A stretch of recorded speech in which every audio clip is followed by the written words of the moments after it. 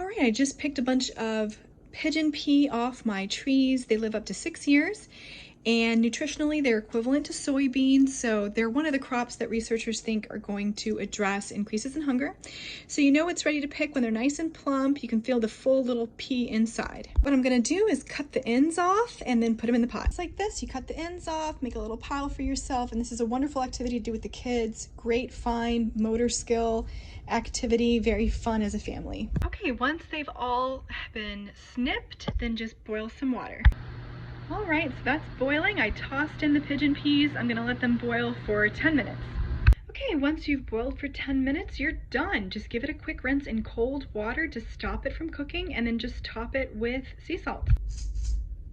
And that is a yummy, protein-rich, iron-filled snack that passes for edamame any day. So it has 110% of your iron and 11 grams of protein in just 1 cup. So eat up.